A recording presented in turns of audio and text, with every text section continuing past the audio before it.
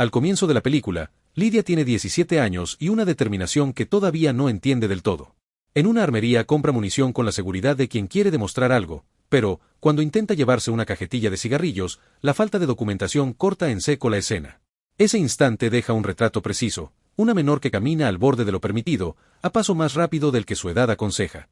Sale con una banda mexicana que, esa misma tarde, se dispone a hacer un trabajo. Lidia imagina que la dejarán en el coche como apoyo, pero el líder del grupo, Jonah, decide poner a prueba su lealtad. La orden es tajante: acompañarlos hasta la casa. El plan se precipita en segundos. Se escuchan disparos dentro de la vivienda. El propietario cae, y en la confusión, su esposa queda a merced de los intrusos. Allí se revela la verdadera intención: no buscan venganza sino dinero, un fondo escondido en ese hogar que funciona como fachada. Llega entonces el momento en el que la prueba para Lidia se transforma en una línea moral insalvable. La sitúan frente a la mujer y le exigen que se manche las manos. La amenaza implícita es clara: si no ejecuta la orden, la bala llevará su nombre. La tensión y el miedo se mezclan con los gritos y, en ese caos, el disparo que sale del arma de Lidia no impacta en la rehén, sino en el propio Jonah. El golpe del destino es brutal: el líder cae y la joven, en estado de shock, huye. Al otro lado del mapa, John Link intenta sostenerse en una vida sobria. Ha salido de prisión hace un año, combate el alcohol día a día y se apoya en Kirby, su padrino en el grupo de apoyo, para mantenerse fuera de problemas. Vive con una esperanza que no se apaga: volver a ver a su hija. Ese deseo se cumple de manera abrupta cuando, de pronto, suena el teléfono y al otro lado está Lidia. La joven ha escapado de casa de su madre y necesita dinero de inmediato. John promete reunir una cantidad y la cita en un lugar discreto. Cuando por fin se encuentran, la emoción se mezcla con el agotamiento. Lidia se sube al coche y se desmaya, a medias por el cansancio y a medias por lo que ha bebido mientras lo esperaba. En casa, John vacía el alcohol que queda y, al revisar el bolso, encuentra una pistola cargada. En el clarinete que ella llevaba, más tarde descubrirá pequeñas bolsas con polvo. La realidad se instala sin maquillaje: su hija se ha movido entre delincuentes, ha bebido más de la cuenta y consume. Los viejos compañeros de Lidia la han sentenciado, se han jurado alcanzarla. Ella se oculta en el tráiler de su padre y observa, en un intento de volver a una normalidad posible, como él tatúa a sus clientes para ganarse la vida de forma honesta. John intenta poner límites: no es un maniquí ni un salvador, pero está dispuesto a cuidarla. Kirby sugiere llevarla a un hospital, aunque John sabe que cualquier exposición pública puede devolverla a una lista que no perdona. Al caer la tarde, una camioneta con hombres armados se detiene frente al tráiler. Preguntan por la joven con una cortesía fingida que no engaña a nadie. John responde con evasivas y se atrinchera. Los visitantes abren fuego contra la estructura, la situación se descontrola en segundos. Él, que ha prometido no volver a ese mundo, se ve obligado a responder para disuadirlos.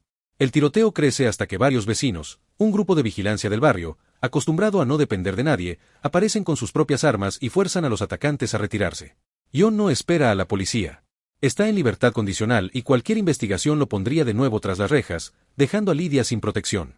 Por los tatuajes de quienes vinieron, deduce que su hija se ha cruzado con un cártel que no perdona. En el trayecto, Lidia se abre un poco.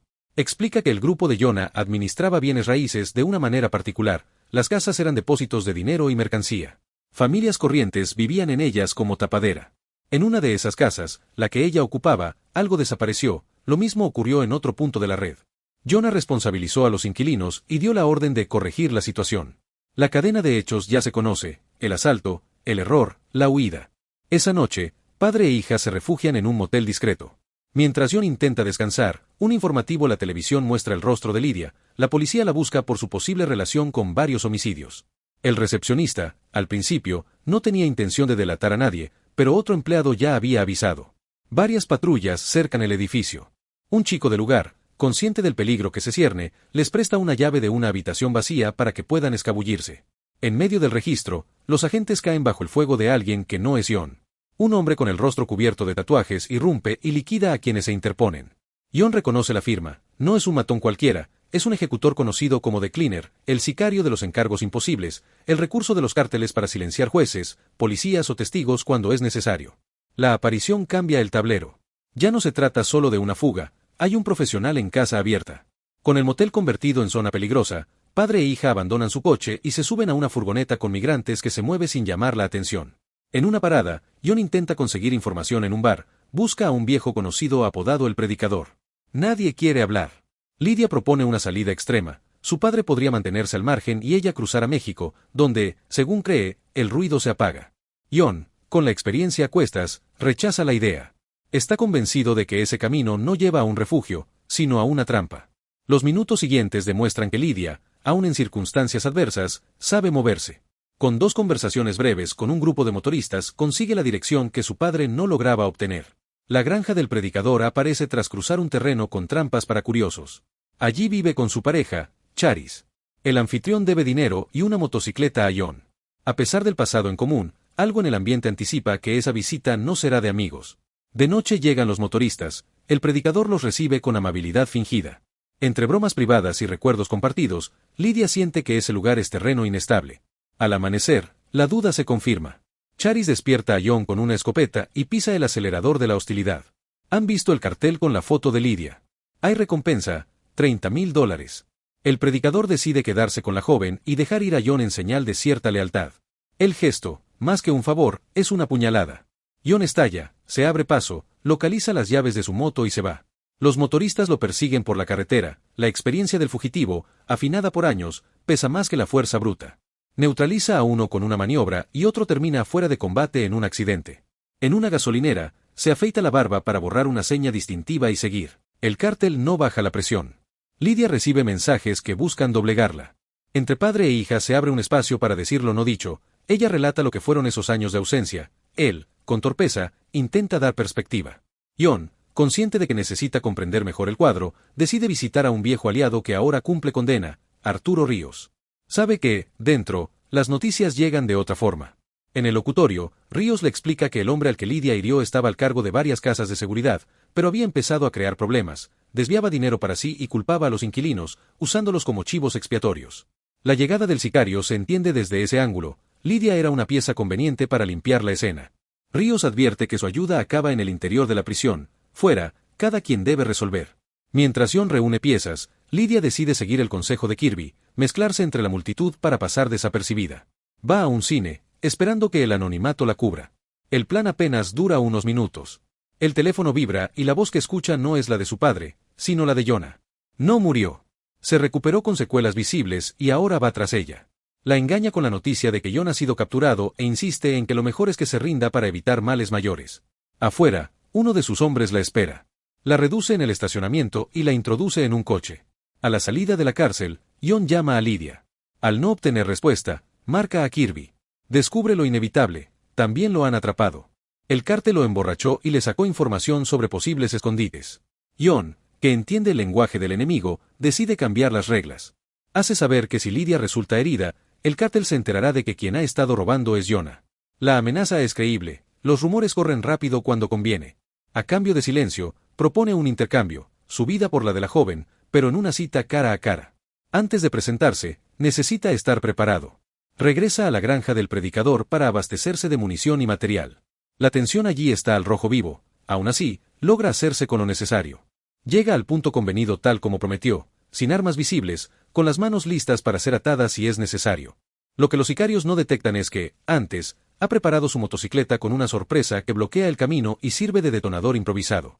Lo sientan junto a Lidia en un coche y avanzan hasta quedar frente a la moto. 2 hombres se acercan para retirarla. El resto ocurre muy rápido. John aprovecha la distracción para desatar un vendaval controlado, desequilibra a Jonah con una andanada de golpes y lo deja fuera de combate momentáneamente, reduce a otro con un movimiento desesperado y se hace con un arma. Dispara con precisión para abrir un corredor de salida. Jonah, pese a las heridas, logra escabullirse entre gritos de órdenes. Desde una loma cercana, el sicario aparece y abre fuego con un rifle, obligando a ambos a cubrirse. John, herido en el abdomen, entiende que el tiempo juega en contra. Le pide a Lidia que huya en otro coche. Ella se niega. No abandonará a su padre. De común acuerdo, se mueven juntos. En un intercambio rápido, John consigue impactar al tirador y forzarlo a bajar del alto. La joven posiciona un vehículo para proteger a su padre y localiza una pistola en la guantera, que coloca cerca por si fuera necesaria. El ejecutor, disciplinado, rodea el coche. John, que ha calculado su avance, anticipa la esquina y dispara primero. La amenaza queda neutralizada, pero el enfrentamiento deja secuelas. El arma del sicario aún aprieta el gatillo y una bala alcanza el pecho de John. Él ya traía otra herida seria. La suma se vuelve definitiva. En el silencio posterior, padre e hija se tumban en el suelo, espalda con espalda, como si el mundo a su alrededor se detuviera por fin. Él le transmite en pocas palabras, más gesto que frase, que está orgulloso, que aún hay un camino limpio por andar. Esa despedida, sobria y sin florituras, cierra una deuda entre ambos. John exhala y la escena se apaga con dignidad. A la vez, Jonah vaga por el desierto buscando una salida. La policía lo detiene poco después. En la cárcel, los conocidos de Ríos lo esperan con la paciencia de quienes no olvidan. Allí no hay atajos. Su historia no termina en libertad, sino en un pasillo oscuro de cuentas pendientes. Lidia, con el tiempo, encuentra una esquina de calma. Pasa un año sin consumir y se mantiene estable, alejándose de quienes la empujaron al borde. Sabe que tuvo ayuda, incluso cuando esa ayuda llegó envuelta en decisiones duras. En su memoria, la figura de John queda ligada a la protección y al último acto de valentía. En ese recuerdo, imagina que su padre la acompaña desde algún lugar que ya no duele. Fin de la película.